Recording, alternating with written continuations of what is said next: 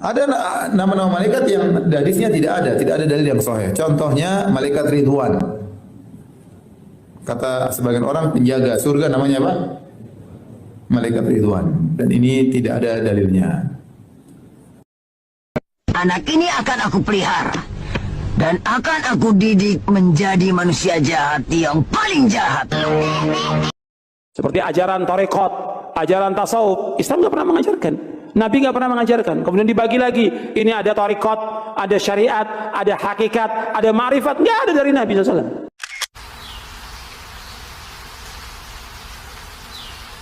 Sungguhnya di antara sebab meraih kebahagiaan di dunia, terlebih lagi di akhirat adalah berakhlak mulia. Siapa yang berakhlak mulia, maka dia akan bahagia. Semakin tinggi kemuliaan akhlaknya, maka semakin bahagia dia dapatkan di dunia sebelum di akhirat. Dan di antara akhlak yang sangat berpengaruh kepada kebahagiaan seseorang adalah sikap mudah memaafkan. Siapa yang mudah memaafkan, maka dia sangat mudah untuk berbahagia. Dan sebaliknya, siapa yang sulit untuk memaafkan, dendam, selalu cepat marah, jengkel dan yang lainnya, maka dia akan jauh dari kebahagiaan.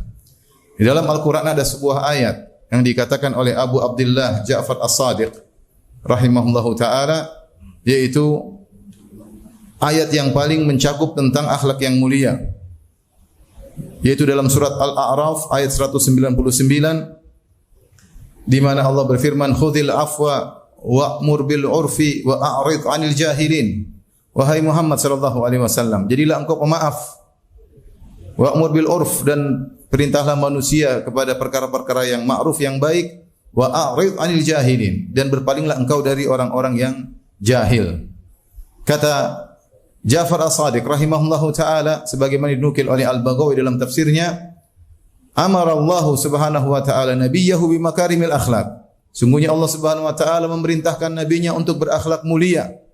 Dengan ayat ini, falaysa fil Qur'ani ayatun ajma'u bimakarimil akhlak min hadhil ayah. Tidak ada satu ayat pun dalam Al-Quran yang lebih komprehensif, lebih lengkap, lebih kuat tentang masalah akhlak seperti ayat ini. Yang di mana dalam ayat ini mencakup tiga perkara: khudhil afwa, jadilah engkau pemaaf; wa'mur bil urfi, dan perintahlah manusia untuk melakukan yang ma'ruf; wa arid 'anil jahilin, dan berpaling dari orang-orang yang jahil. Ayat ini ada beberapa pendapat di kalangan para ahli tafsir, sebagaimana dinukil oleh Ibnu Jarir At-Tabari rahimahullah. Tetapi pendapat yang lebih kuat, yang dirajihkan oleh Ibnu Jarir At-Tabari dan diikuti oleh Al-Baghawi, diikuti juga oleh para ulama ahli tafsir yang lainnya seperti As-Sa'di, yang dimaksud dengan khudhil afwa, ambillah sikap memaafkan. Kalau kita terjemahkan secara bahasa Arab, khudhil afwa maksudnya ambillah sikap maafkan, atau diterjemahkan jadilah engkau pemaaf. Maksudnya al-afwa min akhlaqin nas wa amalihim, yaitu ambillah sikap yang mudah dari akhlak orang-orang di sekitar kita dan amal-amal mereka, yaitu ma samahat bihi anfusuhum wa taba'i'uhum, yaitu berakhlaklah atau bergaul dengan mereka dengan yang mudah bagi mereka. Jangan bebani mereka di luar kemampuan mereka. Kalau kita punya sikap seperti ini dalam bergaul dengan orang, kita akan santai, tidak banyak menuntut dari kebiasaan mereka. Dalam kehidupan ini kita bergaul dengan banyak orang, kita bergaul dengan istri kita, bergaul dengan anak kita, bergaul dengan teman kita, bergaul dengan guru kita, bergaul dengan murid kita, bergaul dengan tetangga kita. Jiwa inginnya mereka bersikap yang terbaik bagi kita.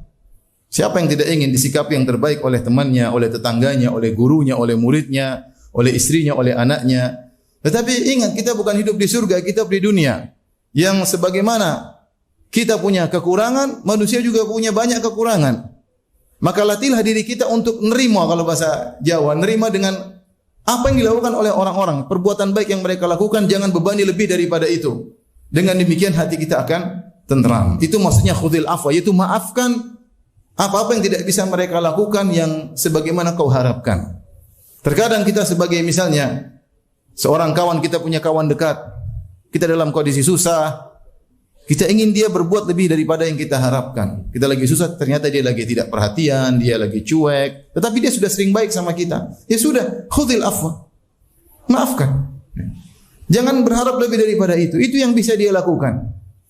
Ya. Demikian juga kita bertetangga, kita ingin tetangga itu seperti ini, seperti. Tapi ternyata kenyataannya tidak demikian. Subhanallah, manusia berbagai macam model mereka. Ada orang yang berbuat baik lebih dari yang kita harapkan dan kebanyakan tidak demikian.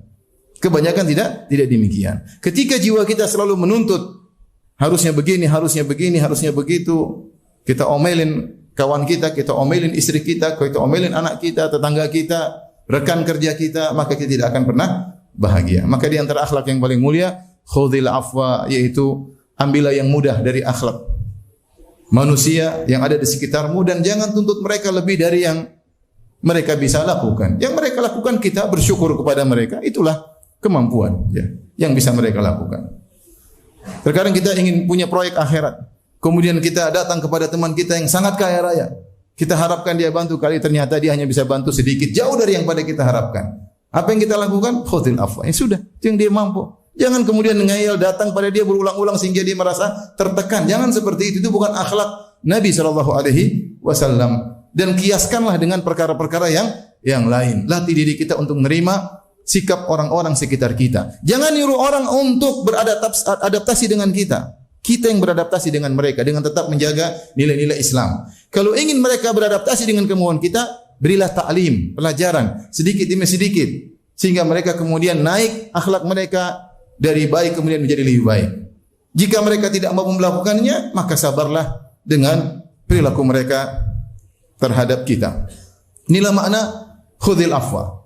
Inilah manhaj, metode kita dalam bermuamalah dengan orang-orang di sekeliling kita. Al-Baghawi rahimahullah ketika menjelaskan tentang khudhil afwa, dia menukil dari Abdullah bin Zubair, kemudian dia menukil dari Mujahid. Di antara bentuk-bentuk khudhil afwa, yaitu ambillah sikap memaafkan dari akhlak manusia. Di antaranya kata beliau rahimahullahu taala, yaitu qabulul i'tizar, yaitu menerima uzur mereka. Kadang kita ingin sesuatu dari kawan atau dari istri atau dari suami atau dari anak, tiba-tiba mereka tidak mampu melakukan, kemudian mereka minta uzur. Terima uzur mereka, sudah.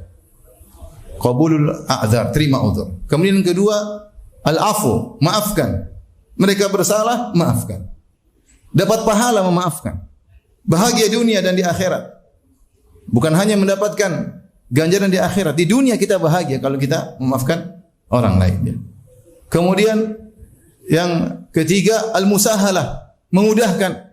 Jangan menyulitkan orang, memudahkan.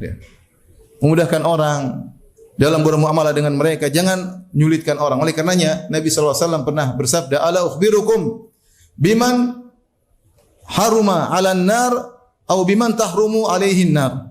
Maukah aku kabarkan kepada kalian tentang orang yang haram masuk neraka atau neraka haram membakarnya? Para sahabat berkata, tentu ya Rasul. Siapa orang tersebut ya Rasulullah? Kata Rasulullah SAW, ala kullin layyinin hayyinin sahlin qarib.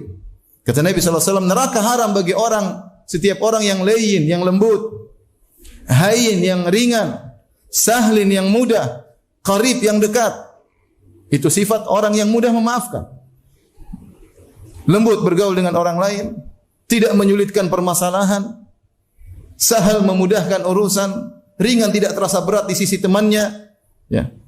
Dia tidak berat bagi istrinya, dia tidak berat bagi anak-anaknya, dia tidak berat bagi memberatkan temannya, tetangganya, tidak. Dia santai, memudahkan orang lain.